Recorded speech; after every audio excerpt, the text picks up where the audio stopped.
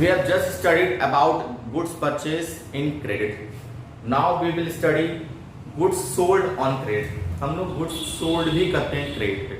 तो goods sold करेंगे credit पे, इट मीन्स कि जिसको goods sold कर रहे हैं वो मेरे कस्टमर है, लेकिन क्रेडिट पे सोल्ड कर रहे हैं, it means that particular customer is not giving money immediately.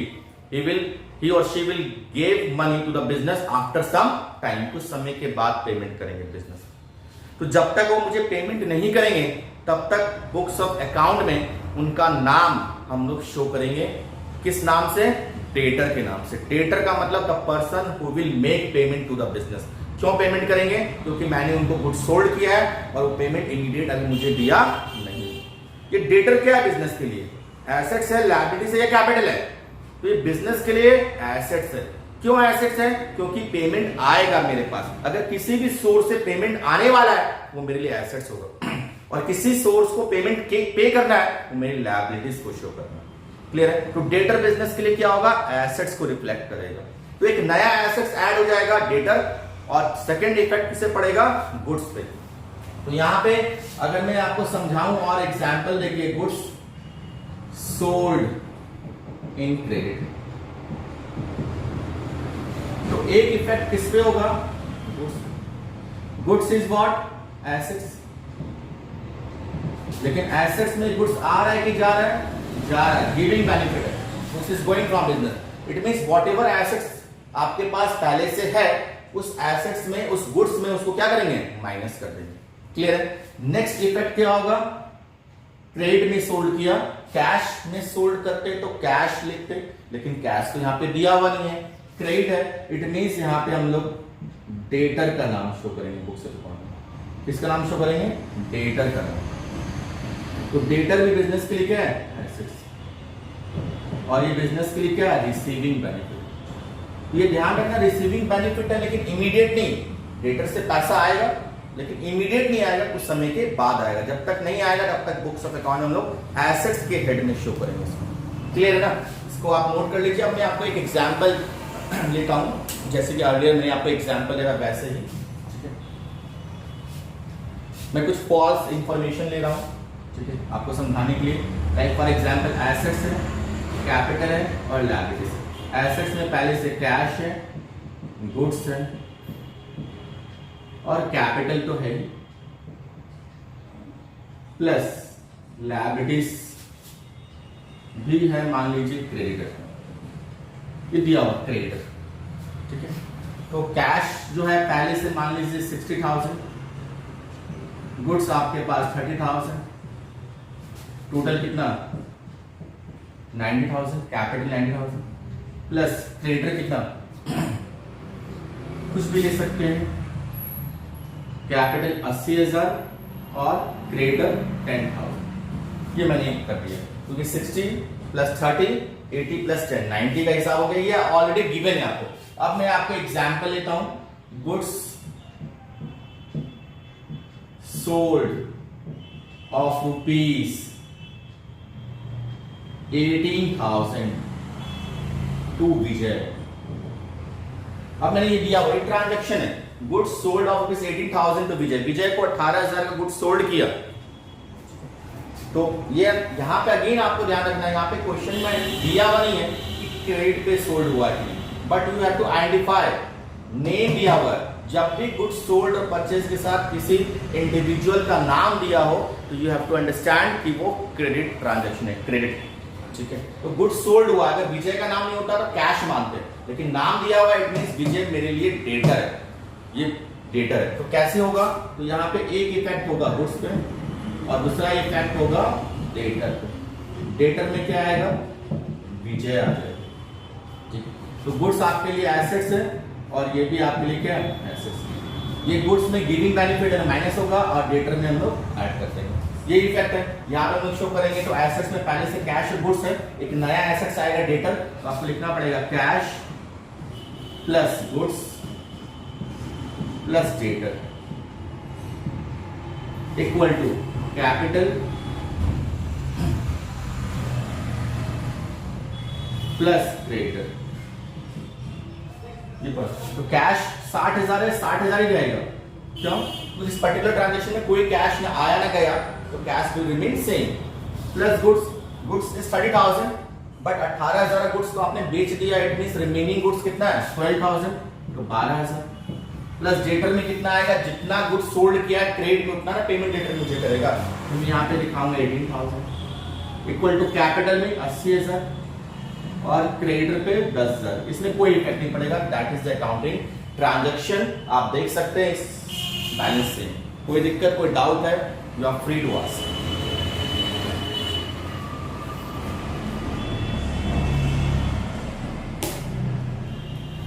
Okay students, एक बार फिर हम लोग सेटलमेंट की बात कर रहे थे, हम लोग पेमेंट की बात कर रहे थे, हम लोग पेमेंट दिया किसको, क्रेडिटर को। अब पेमेंट रिसीव भी तो करेंगे डेटर से। डेटर को आपने गुड्स सोल्ड किया था क्रेडिट में, और debtor is a person who will make payment to business in future, कुछ समय के बाद पेमेंट करेगा, ठीक है। तो अब डेटर को जो पेमेंट रिसीव होगा डेटर से, ठीक है, हो सकता है जितना डेटर के पास पेमेंट अवेलेबल है उसका कुछ पार्ट मिले, या हो सकता है डेटर से भी फुल सेटलमेंट में पेमेंट मिल जाए मुझे। दोनों हम लोग एडजस्टमेंट को शो करेंगे, देखेंगे कैसे होगा इंडिविजुअली। सबसे पहला, व्हेन डेटर से रिसीव हो रहा payment some part, it means जैसे कि फॉर एग्जांपल मैंने गुड्स सोल्ड किया एक्स को, एक्स इज डेटर, 40,000 गुड्स मैंने सोल्ड किया, ठीक है। अब पेमेंट का बात था कि वो मुझे पेमेंट करेगा 3 महीने में, 3 मंथ में। 1 महीने के बाद उसने मुझे 10,000 दे दिया, इट मींस वो 10,000 मुझे दिया, तो इट मींस बिजनेस को कैश आया तो कैश में ऐड हो जाएगा। और दूसरा इफेक्ट कहां पड़ेगा, डेटर में, क्योंकि वो 40,000 का पेमेंट उसको करना था, 10,000 वो कर चुका है, इट मींस अब बुक्स ऑफ अकाउंट में कितना शो करेंगे 30,000। इट मींस डेटर का जो वैल्यू पहले से बुक्स ऑफ अकाउंट में 40,000 होगा ना, उसमें से 10,000 क्या करेंगे, माइनस कर देंगे, ठीक है। तो एक इफेक्ट कैश पे, दूसरा इफेक्ट डेटर पे, ठीक है। कब, जब डेटर से कुछ पार्ट, जितना पेमेंट उसके अकाउंट में है उसमें से कुछ पार्ट मुझे रिसीव हो। तो मैंने यहां पे लिखा पेमेंट रिसीव फ्रॉम डेटर, तो एक इफेक्ट कैश में, कैश एसेट्स है, और इसमें क्या करेंगे, प्लस करेंगे। एक इफेक्ट डेटर में, डेटर भी एसेट्स है, लेकिन इसमें क्या होगा, माइनस हो जाएगा। क्लियर। अब मैं आपको एग्जांपल, मैंने यहाँ पे एक सिचुएशन फिर लिया है जिसमें कैश है, गुड्स है, डेटर कैपिटल है, ठीक है। ये सिचुएशन मैंने अपने मन से लिया। अब मैं एक एग्जांपल दूंगा यहाँ पे तो आपको समझ में आएगा। लाइक फॉर एग्जांपल,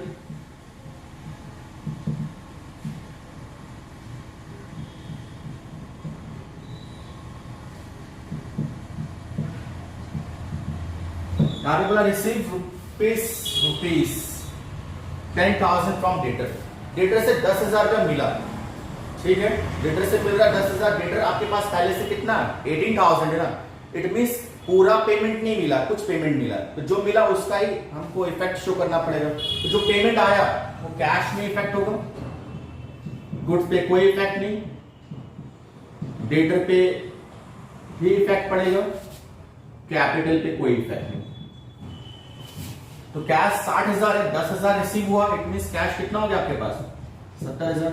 गुड्स पे कोई इफेक्ट नहीं, 12,000 ही रहेगा, प्लस डेटर 18,000 था, लेकिन 10,000 तो पेमेंट आ चुका है डेटर से, इट मींस अब डेटर आपके बुक्स में कितना हो जाएगा 8,000, क्योंकि उससे अब 8,000 रुपए और आना है, तो जो आ चुका वो तो फिर नहीं आएगा। कैपिटल कितना 90,000। अगेन आप ऐड करेंगे तो आप देखिए 90,000 आपका इस साइड और राइट हैंड साइड दोनों आपका इक्वल होगा। क्लियर है, समझ में आया।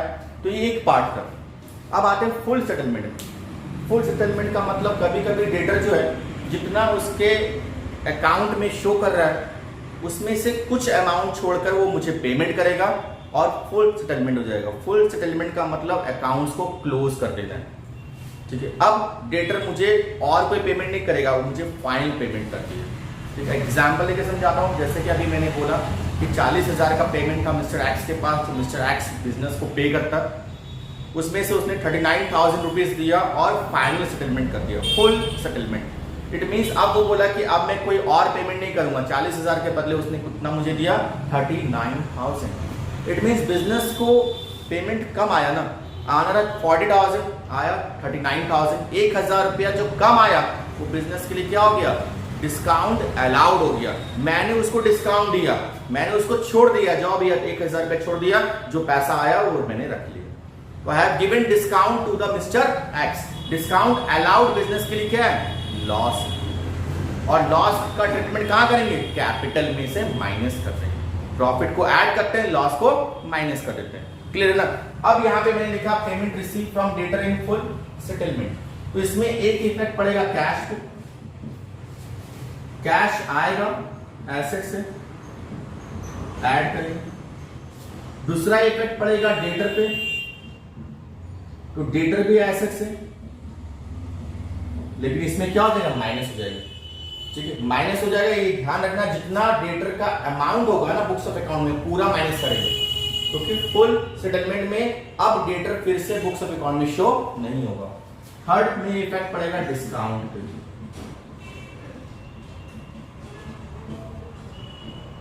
डिस्काउंट अलाउड में। डिस्काउंट अलाउड क्या है बिजनेस के लिए, लॉस है, और इसको कैपिटल में क्या करेंगे, माइनस करेंगे। लॉस को कैपिटल में क्या करते हैं, माइनस करते हैं। तो मैंने बता दिया जो ट्रांजैक्शन होगा उसका कहाँ कहाँ इम्पैक्ट पड़ेगा। ठीक है, आपके लिए इजी होगा। अब मैं आपको एक एग्जांपल देके समझाता हूँ, समझ में आया ना इतना। ठीक है, इसको नोट कर लीजिएगा आप लोग। ठीक है, अब मैं आपको एक एग्जांपल देके समझाता हूँ। Same situation for us, cash goods debtor is 80,000 and capital is rupees 9,000. There is no liabilities in the books of account. Example लेते हैं,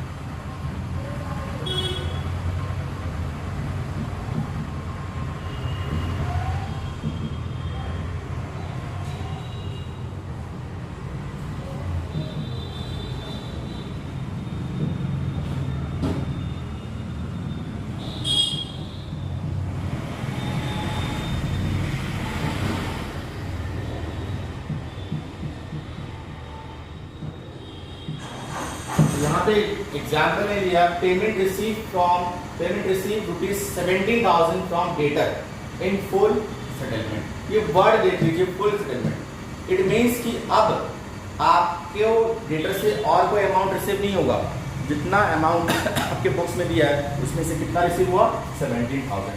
हाँ, कितना, 18,000। रिसीव कितना हुआ, 17। 1,000 क्या हो गया, डिस्काउंट अलाउड, लॉस हो गया। तो इसका इफेक्ट कहाँ कहाँ पड़ेगा, कैश पे, गुड्स पे कोई इफेक्ट नहीं, डेटर पे इफेक्ट पड़ेगा, कैपिटल पे भी इफेक्ट पड़ेगा। तो कैपिटल में माइनस करेंगे दिस टाइम, ब्रैकेट में लिख डिस्काउंट, माइनस करेंगे discount allowed. This is discount allowed, business is given discount to the debtor. Cash 60,000 है, आया कितना, 17,000, तो इसमें ऐड करेंगे 77,000। No effect on goods, goods will be of rupees 12,000। Debtor 18,000 था, आया 17,000, 1,000 डिस्काउंट हो गया ना। It means up to debtor मुझे पेमेंट नहीं करेगा। It means total amount debtor में से माइनस करेंगे, 18 में 18 माइनस करेंगे, डेटर कितना हो गया, 0। कैपिटल 90,000, लेकिन डिस्काउंट कितना था, 1,000 ना, तो 1,000 माइनस करेंगे यहाँ पे। तो 1,000 माइनस करेंगे 90 में से 89,000। आप देख सकते हैं 77, 12, 89, 89।